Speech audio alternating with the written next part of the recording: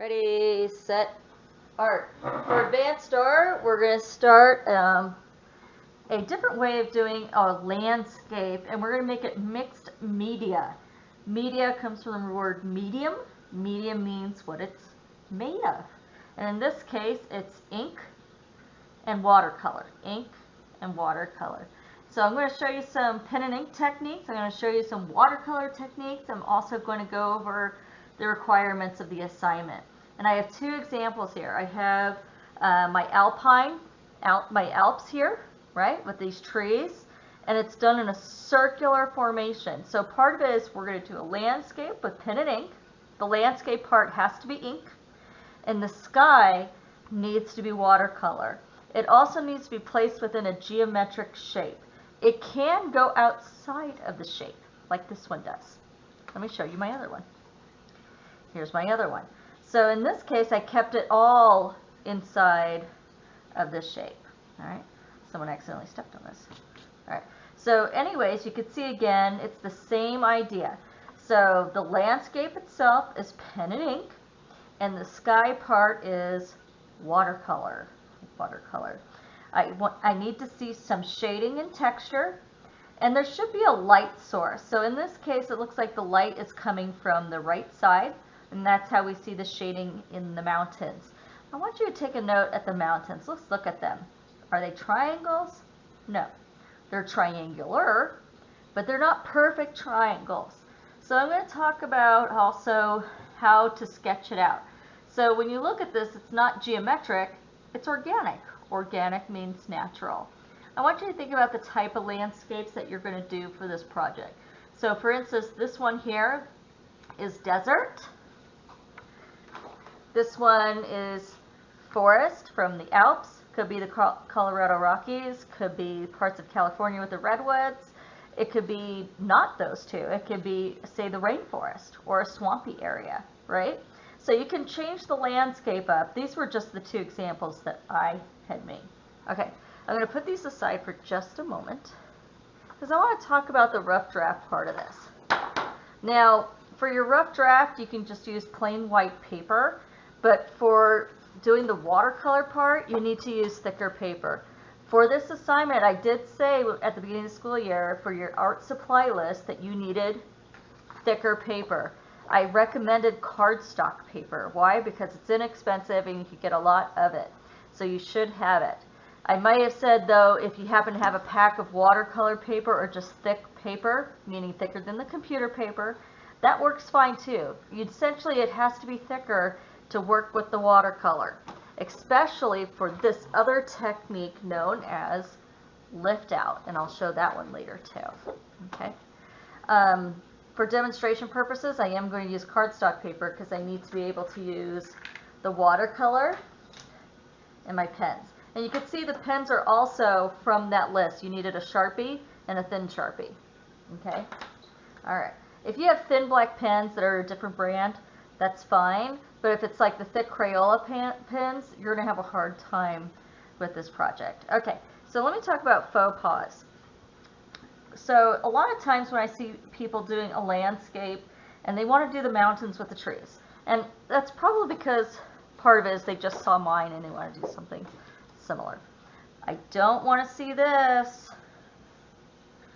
okay? Because in real life we would never see three perfect triangular mountains. That just does not happen, right? It may look more like this. I mean, if it's going to look kind of triangular, it's probably something like this where it has ridges, right? It might look more like that. And usually they're all the same height either. They might be like there's one smaller here, and then it kind of dips down, and then all of a sudden there's a bigger one. Maybe it doesn't look like that, but, and I'm drawing darker than normal, mainly for demonstration purposes, but you normally would not do this, right? You would normally have it a lot lighter because you're going to have to ink it. So you might have something like that where it looks more rigid. Let's talk about trees. A common thing I also see is this tree.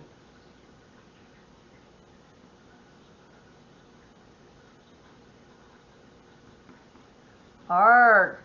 Arg. That's okay for elementary. Not for 8th grade though. In reality, we would never see a tree like that, right? They're not like empty in the middle here and then they only flare out on the sides. The closest tree that I know that looks like that might look more like this.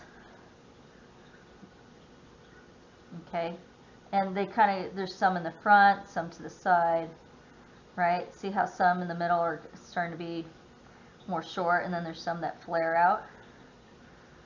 That would be a closer tree to that traditional tree, this type of geometric tree that I see sometimes for students.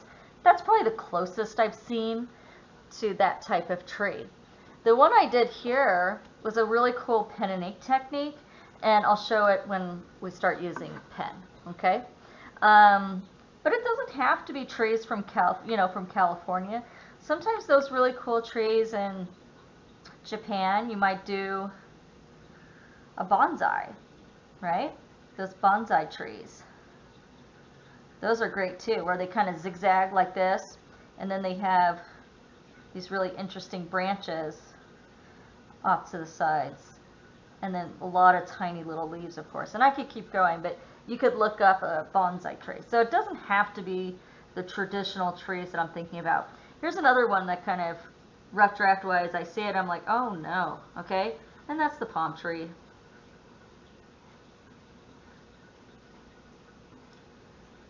Very geometric. And then of course the wave lines, right? Oh, please, this is not, I'm asking that it needs to be organic, not geometric. There's plenty of times that we do geometric. We just did it with cubism. That was fine. I'm switching to organic. So in that case, if it's the palm tree, I want you to look up a palm tree, that's for sure. They do kind of have that slant, but they kind of more like have these little ridges. If you were with me in 6th grade, we had a day where we practiced trees, right? Okay. And then they come down kind of like this. And then as they go up, instead of seeing it straight on, they start falling down. See? You don't really see it from the top. And then as it flares up like this, then we start to see it kind of go straight up like that. All right? So it's a similar idea. I could see why kids draw it this way, but I want you to actually look it up.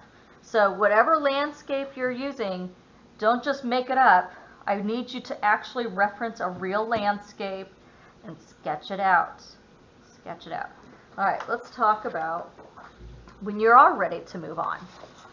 All right, so what I did is, of course, I used some type of base. You know, I had something like this, and I drew a circle, and then I sketched it out.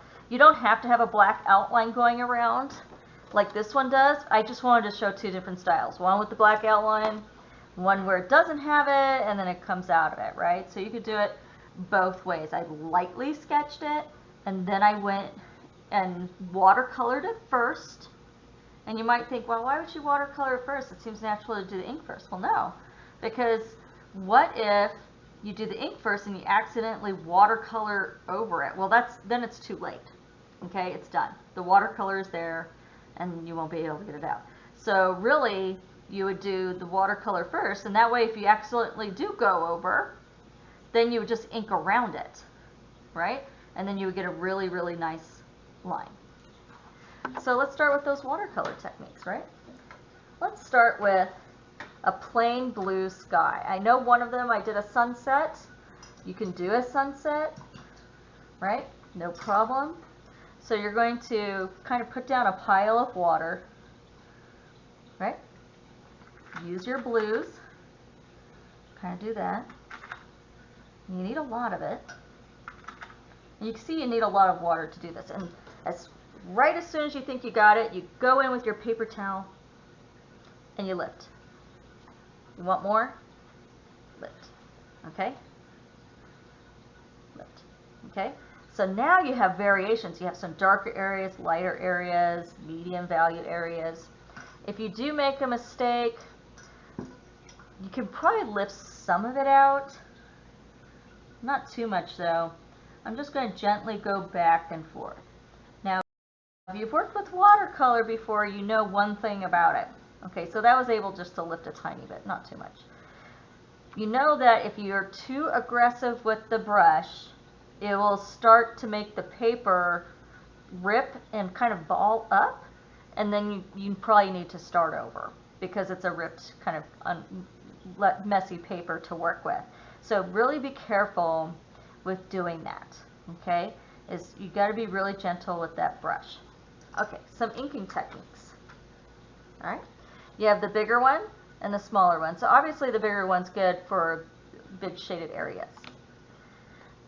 And then with the smaller ones, great for the details, okay? I want you to notice something in this one. When I show the other examples, you're going to notice that we use lines to do the shading, right? Because it's a really nice way to create medium value. So like this one, there's fewer lines and they're further apart. That creates the medium value. These are longer lines and they're closer together. That creates a darker value. Same idea. For those squiggle trees, I kind of drew the tree first and I kind of made it funny and irregular looking. And then as I did this part, I kind of did a wiggle, almost like a hairball, a squiggle. A figure eight, if you say, like a figure eight, going like this, squiggling back and forth. That's how I did the tree on the other one. That's how I did this one, okay? Just so you know. Let's look at this other one. All right, so in this case, when I did this one, I did a light blue first in chunks, and then I did a light pink in chunks, and then I went back and I let it dry, so we could do that glazing technique. Glazing is when you put it on top of a dry watercolor. So I waited till it's dry, and then I added my other colors in. Once that was dry, then I inked it. Now when you look at it, it should have at least 30% shading of black. So it's okay to have big white areas because that's a great contrast against the color section. But it can't be pure white. It can't be just a pure outline of it. It does need some shaded areas to even contrast the white areas so that it's easier to see the subject matter within the black and white ink areas. Okay? So I hope that helps. So in your rough drafts, I need to see 3 different rough drafts, 3 geometric shapes, the landscape inside. Okay? You don't have to worry about the watercolor part just yet. It's a rough draft, but I want to see how you're going to attempt the plants. Please, please, please reference real landscapes for it. I don't want to see these weird geometric shapes. That was okay for cubism. You need to step it up for this type of assignment. Okay? Thank you. Good luck.